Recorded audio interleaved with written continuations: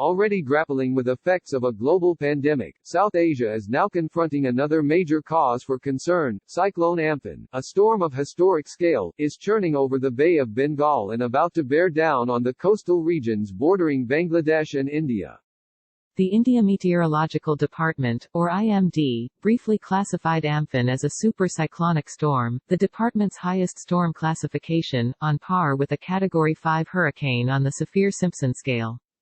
Though the IMD says the storm has diminished in strength over the past day, to something more on the order of a Category 4 designation, with sustained winds surpassing 130 miles per hour, Amphan remains the strongest cyclone seen in the Bay of Bengal in more than 2 decades. It will cause extensive large-scale damage, as the agency put it plainly. Meteorologists expect the storm to make landfall on Wednesday local time, along the coast of Bangladesh and the Indian state of West Bengal. It's likely to bring a storm surge of up to 16 feet, with the potential to inundate low-lying areas. While no time is ideal for a life-threatening storm, Amphan is arriving at a particularly dangerous moment for both countries, which are already coping with a catastrophe of an altogether different sort.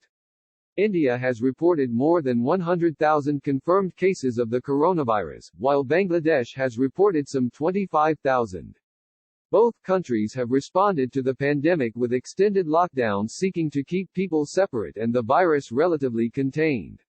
All of which presents officials with the all but impossible task of tackling the demands of 2 catastrophes at once. We are facing a dual challenge of cyclone in the time of COVID-19, Satya Narayan Pradhan, chief of India's National Disaster Response Force, said at a briefing Tuesday. We are taking action according to the enormity of this challenge. Emergency officials in India say they have deployed several dozen teams to the states of West Bengal and Odisha, which expect to feel the brunt of the storm. Officials intend to evacuate residents from potentially dangerous structures, such as mud houses with thatched roofs, to more stable shelters set aside for evacuees.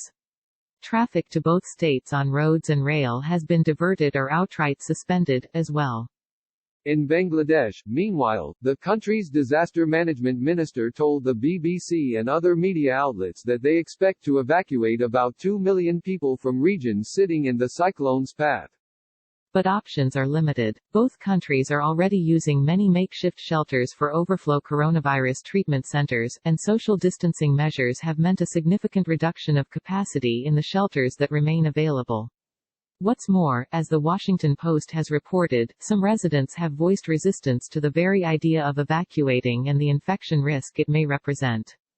It's a quandary that the Philippines struggled with last week when Typhoon Bongfong wrecked coastal areas and left at least 1 person dead. Countries in the Caribbean are also likely to confront this issue come the start of hurricane season next month.